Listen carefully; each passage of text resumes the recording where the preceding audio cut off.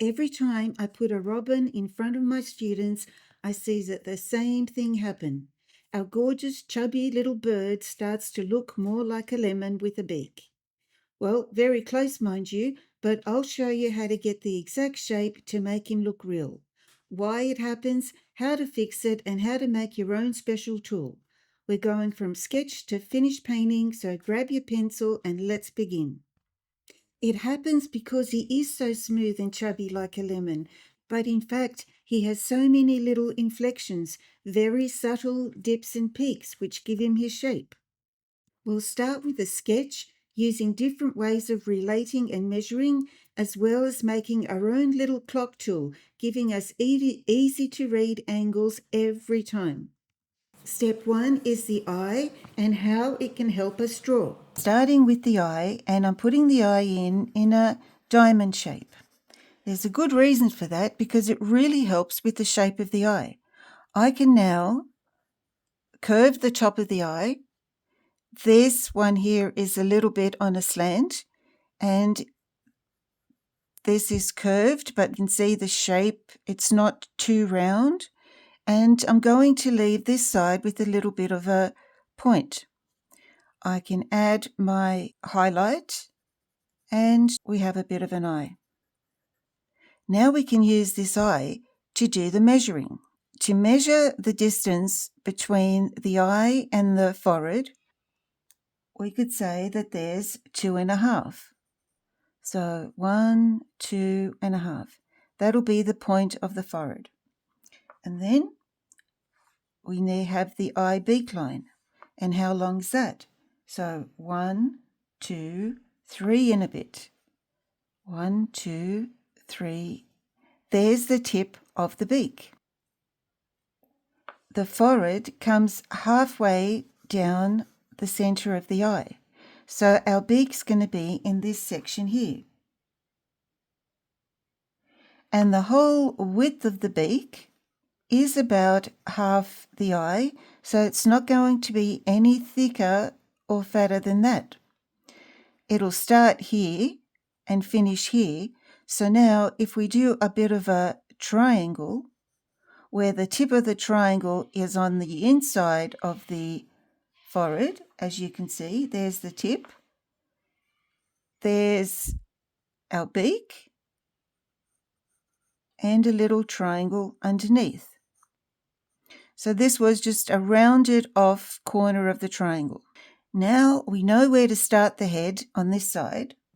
In step 2, we make the clock tool, which helps us with determining the inflection to make our way around the head because it's actually not a smooth curve. We need to mark the inflections, the little very subtle dips and peaks that change the shape from a smooth curve. We can join these up and end up with a shape like that. And we need to transfer this over, but we just need to know where to start. So this point up here, which is just at the side of the eye like this here, that point is going to be there somewhere. And we can see that it's about 1 eye width and a half. So that'll be the top. And now with a very special tool, I'm using transparent little circle stickers, gift seals. I'll take 2 and stick them together. Now I need to fold it in half as accurately as I can and then into quarters. This will give me the center and also 12 o'clock, 3, 6 and 9 o'clock. Then all I have to do is add the rest of the numbers and my clock's ready. I'm using my clock tool to determine the angles from the eye in different directions. So if I place my center on the center line, which is this one here, the one that lines up with the top, making that 12 o'clock, then I can see that this point here is like 10 o'clock. So we basically have a point here and a point here. We just need a point there. So if I transfer my clock over and say, there's the point, I can now look at the angle of that line there and go up like that and know that it's going to finish there and then bring this one down. Now when I go over to the other side of the head and put my clock in exactly the same spot, I can see that this point is around about the 10 o'clock mark. So putting my clock back here, it's going to be around about here somewhere. This is somewhere on this line is where this line's going to cross over. But then I just have to look at the angle of that and see that it's a bit like that. Then, taking my clock to exactly where I had it before, I could come down a little bit lower with this one to that point there, putting my clock back, and it's like an 8:30, so it's somewhere around here. So 8:30 like that. And now looking at the angle of that, so somewhere along this line's going to meet, but we just have to have a look at the angle. So that one down and like that. When I pull this line over, you have to get rid of the marker lines, otherwise they're in the way. It's as long as you can see where you're going. There's an indent coming down like this. So if we are now at this point here, now we have to come out to this point here. And again, it can be slightly intercepted there. So a little bit out and like this. And there is the widest point of our robin. Now, going back to this inflection here, this corner here, this is also where you can see a little bit of the nape. And then we have the ear patch, which comes out from the eye. There's a point there, comes down and all the way around here. And then there's the throat. We have our widest point here, but now we need to find the widest point on this side. If we pull a plumb line down from the beak, it seems that the body doesn't go any further out than that. But now we need to establish where this is to this. So if we pull to this line here, and you can use, a ruler or anything. So there is my line.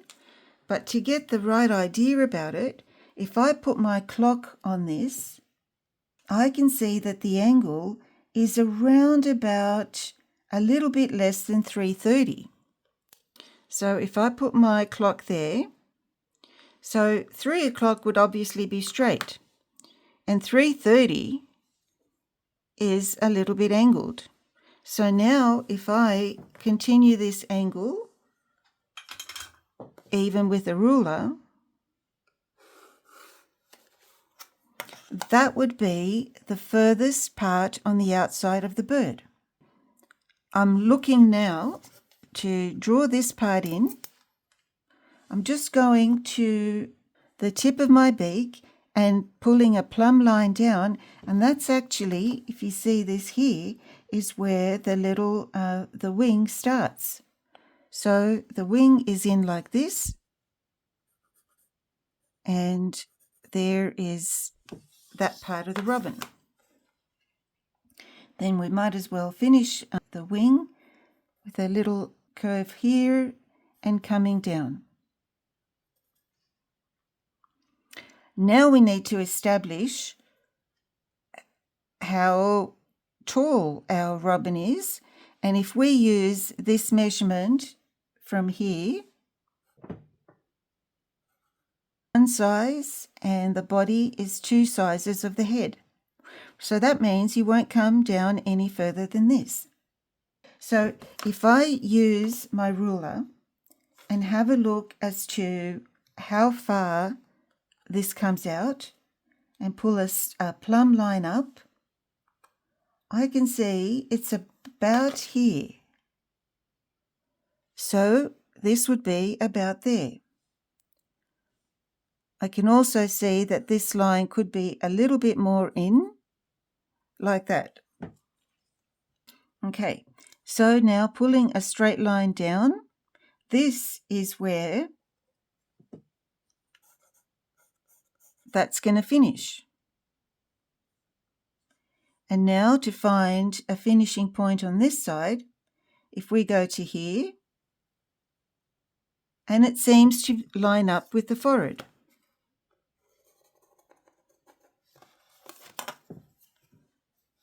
So that point there. The foot is a little bit in, and again, you could use your clock. If you have to line it up, the furthest part of the little leg is at about 6:30. If I go to 6:30, if you'd like more of this kind of deep dive teaching with step-by-step feedback on your own work, come and join us over at Anica's Art School. There's a 7-day free trial and the link's in the description. And the foot lining up, and it's on the inside of the beak just up there. So come down, and this is where the foot comes out.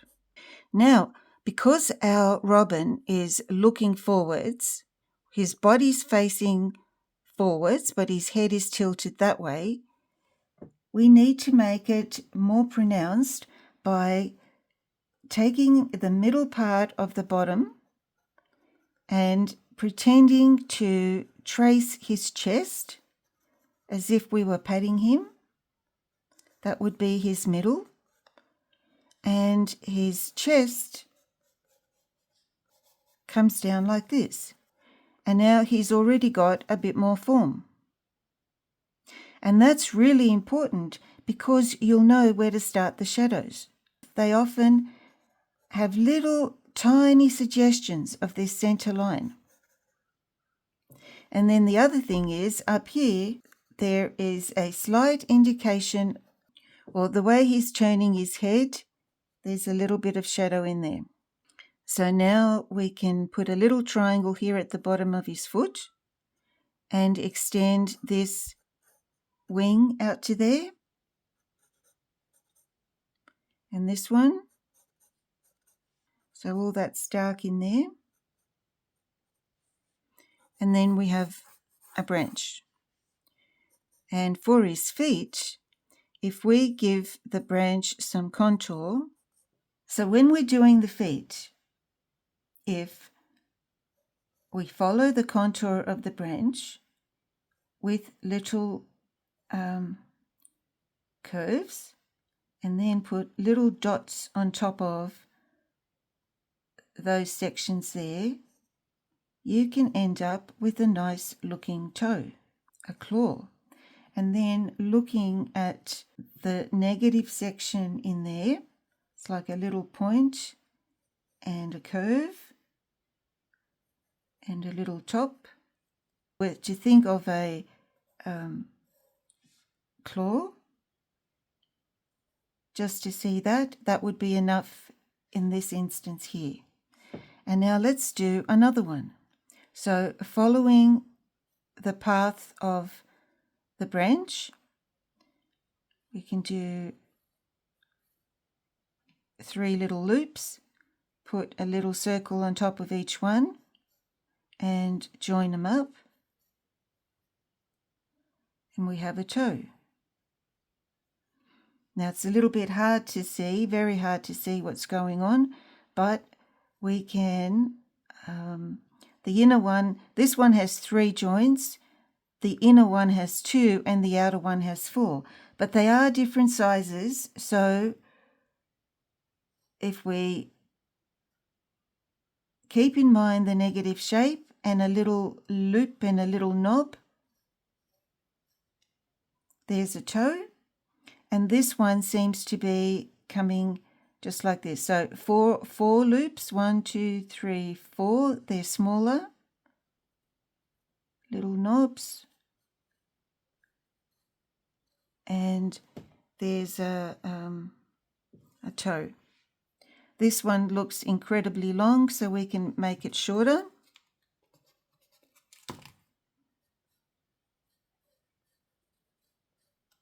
Like that. So up here at the eye there is this is a concaved area because the head turns in, and if we put some of these contour lines in, it really helps, and this part comes out a bit. So that's great. And we can trace this onto some watercolor paper. Trace onto watercolor paper and make any adjustments. To transfer my robin to some watercolor paper, I'm firstly going to cut him out just so that I can better place him on my paper, and then rub the back with graphite. And I'm using some Meeden paper today. It's a 10 by 7 inch, 260 by 180, and I can place him on my paper, and now I'm going to use this mechanical pencil here and trace him onto my paper. This gives me another opportunity to look for little inflections, points that I may have missed before. You can take your time with it. There's no need to rush.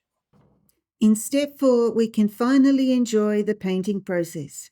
I'll be using 5 colours: lemon yellow, yellow ochre, lavender, raw umber and neutral tint, and 2 brushes, a Rosemary & Co. Designer Red Dot, size 5, but you can use any small brush, and this is a 1/4 inch Shiraz dagger.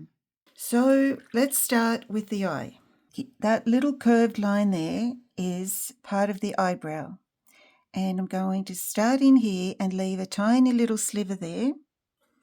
I'm using a size 5. You can use a smaller brush if you have it, anything that you're comfortable with for small little details. So I'm taking my raw umber and lavender. So it's certainly not a black color, but it's very dark and it's very creamy.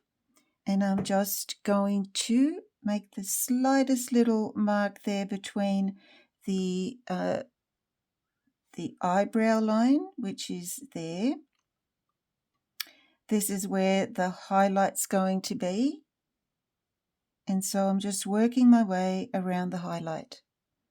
And then, having that diamond shape help me before, it's easy to stay in a shape and leave the little tip in there. The little tip on the right hand side of the eye. And then I'm just blending out the thick paint, and I'm also going to drop in, just while I'm here, a little bit of yellow ochre in there as well, and just let that sit and dry.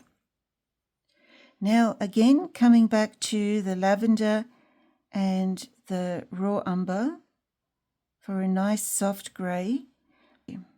The lavender is actually the warmer one and the raw umber is the cooler one. But I'm coming here to the outside of the eye and leaving a tiny little sliver again, and painting this little shape that I see, and then this little shape and shadow above the beak in this hollow area of the eye, or indented part, I should say. Now, I wash my brush and dry a lot of it out, and I'm going to pull this colour out in a curved line like this, and add a bit of lavender to it as well. Come to the top.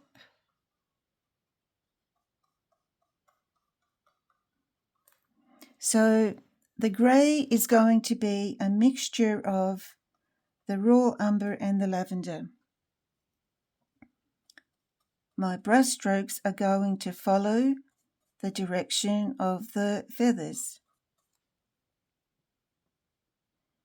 And coming down here as well with a little bit of dark and making some suggestions of these curved feathers.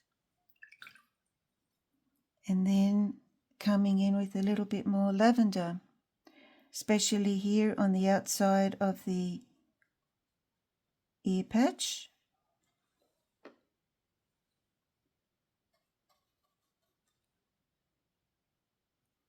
So just a mix of the two.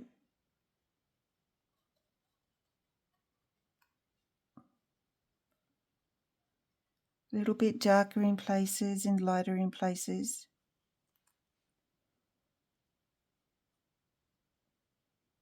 And just leaving a tiny little sliver there by the eye.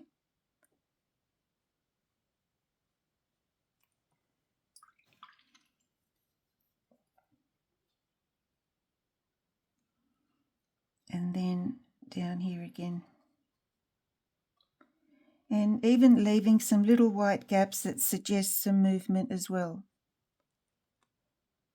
And the eyebrow has that little top to it.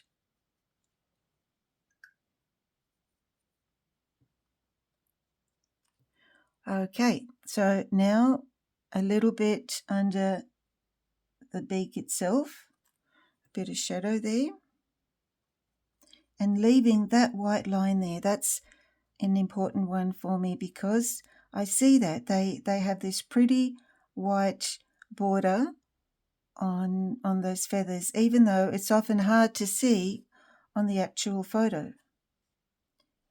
Just lifting a little bit of that out because that's going to be yellow. I'm going to come in now with the beak. In my previous attempt, I used neutral tint for all these dark colours, and it worked out okay, but it wasn't as lively as it is now. For the beak, I'm starting actually with the bottom of the beak and painting in this shape that looks somewhat like a rocket sideways, really. So it comes up like this and then curves a little. That little shape in there.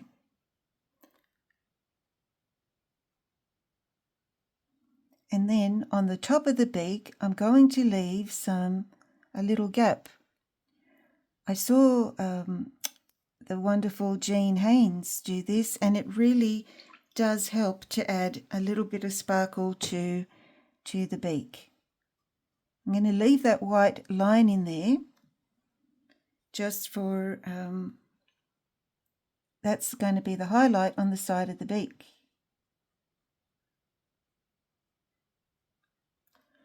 All right, so let's see, the eye's pretty dry, so I'm going to come in with some raw umber and paint in the pupil and around the top and the bottom, but only my goal is to leave just a tiny little bit of that warm colour directly opposite the highlight in the eye, like that.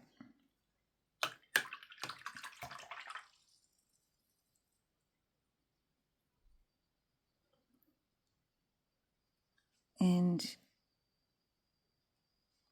a little bit of dark in there, under the eyebrow,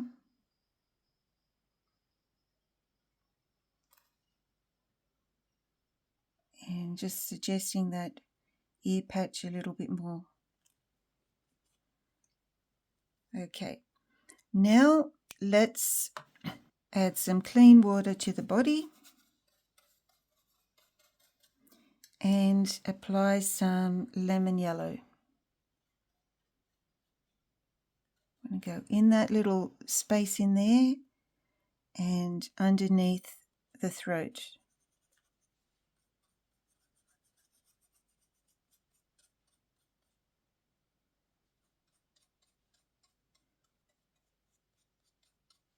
And then I'm going to wait for this to be absorbed into the paper a little more and change over to my 1/4 inch Shiraz dagger. There's still a shine on the paper, so it's still too early. I'm waiting for it to subside a bit, and then with very dry, creamy yellow ochre, I'll try it. Come up the side a little bit like this with the dagger. So it has a satin sheen to it at the moment. I'm going to use the point of my dagger brush to create little points like that, which will ultimately suggest little feather fluffs.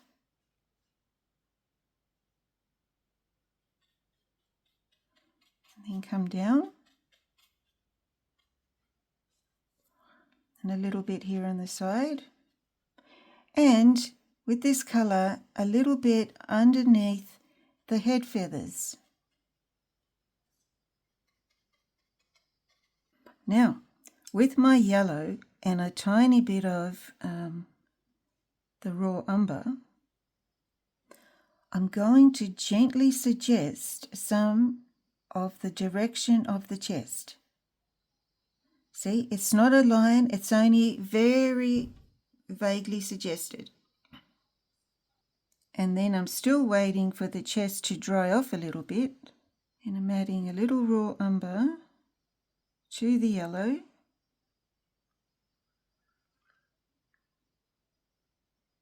And again, using the tip of my brush to create these triangular shapes.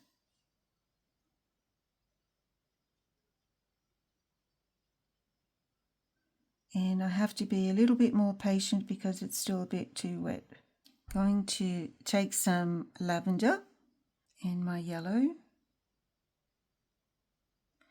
This has created a green, but I'm going to add some yellow ochre to it. And I think this is going to be a really nice colour here for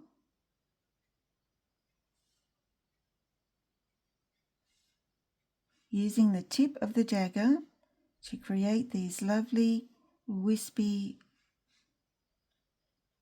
feathers, and then just blend them out the side here. Also in the direction of the feathers. And now with some more of the yellow ochre,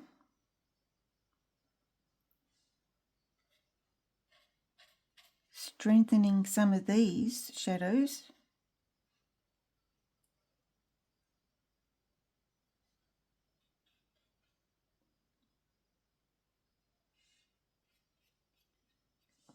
And showing the contour of the body and the feathers.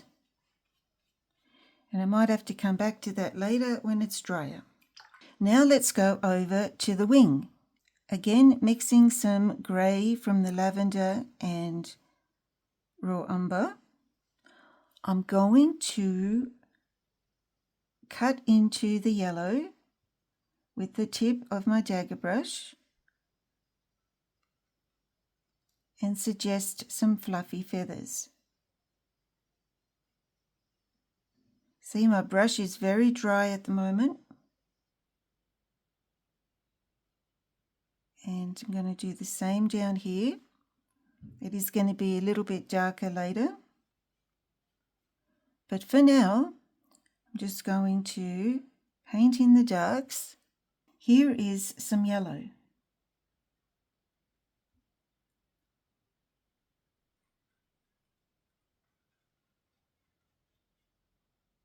And I'm going to cut into those feathers. I'm very close to the foot. Might leave the highlight on that side. Or just break it up so you can't really tell.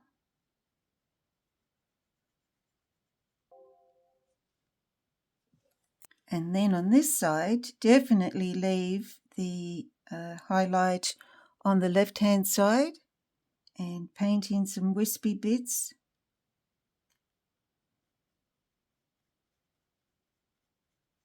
And now let's move straight on to the feet by painting with yellow ochre. I actually am going to use a little bit of neutral tint, tiny little bit over here, adding some yellow ochre to it and painting in the feet. Firstly with a fairly medium light colour, just the general hole shape.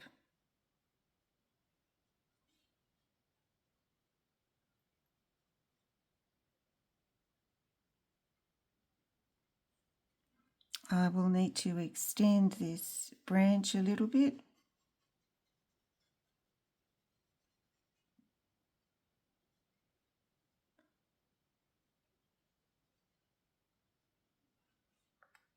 Okay, and when this is dry, we can add in some shadows to that and it'll look lovely. Our yellow ochre, I have some yellow ochre down here. I can add some raw umber and some neutral tint. That's still damp, but I can go into it with some raw umber.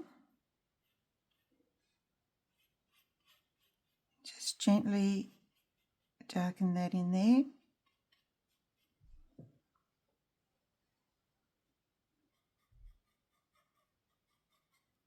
Smallest little suggestion up here of the eyebrow. And gently lifting some here for some reflected light.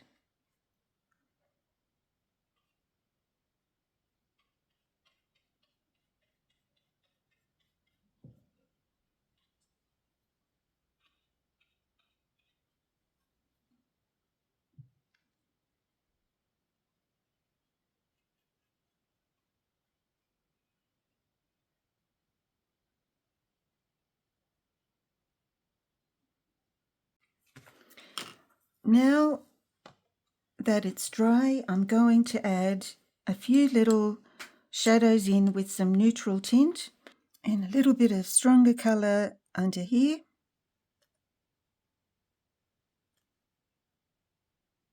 This will now make the foot stand out a bit better.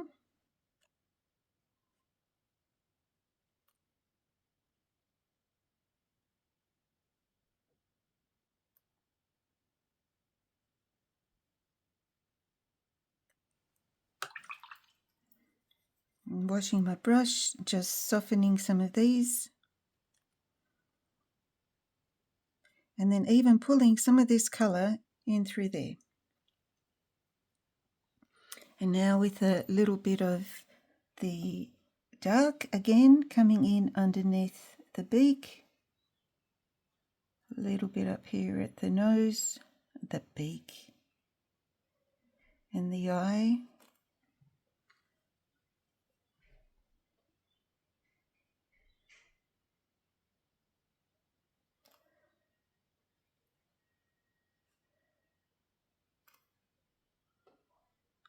See how I like using the dagger brush instead of a fine brush? I guess because it's so many brushes on hand at the very same time. And just this here, just a little bit down. And now to add in a little bit of the branch, I'm going to wet some of this, but leave that lovely light bit of bark that's there, because I think it makes a lovely highlight, and paint in and around the branch, just very randomly, allowing watercolour to do its thing.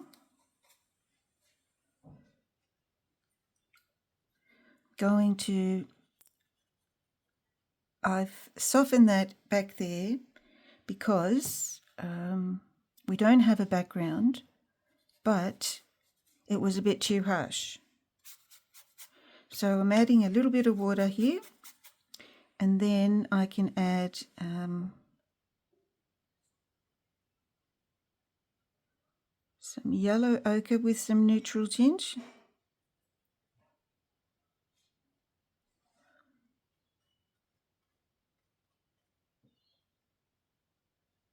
And a little bit of shadow under there.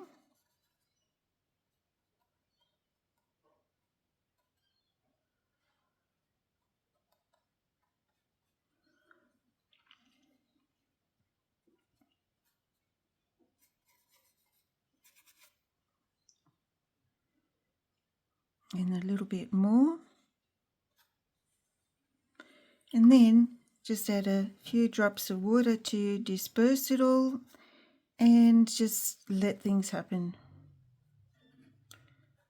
however they want to.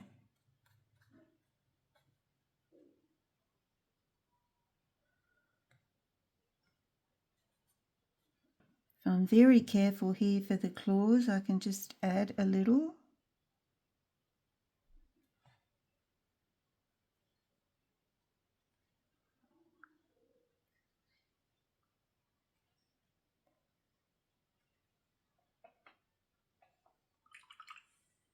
And I often like to use a palette knife. This one's got a bit of lavender on it, which might leave a result, but it didn't.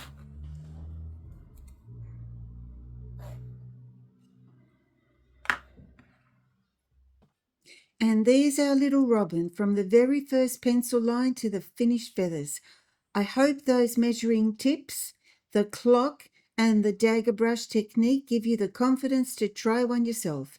If you do paint one, I would absolutely love to see it either in the comments or over at Anica's Art School, where I can actually give you some real feedback on it. The link's below, and your first 7 days are on me. Happy painting, and I'll see you next time.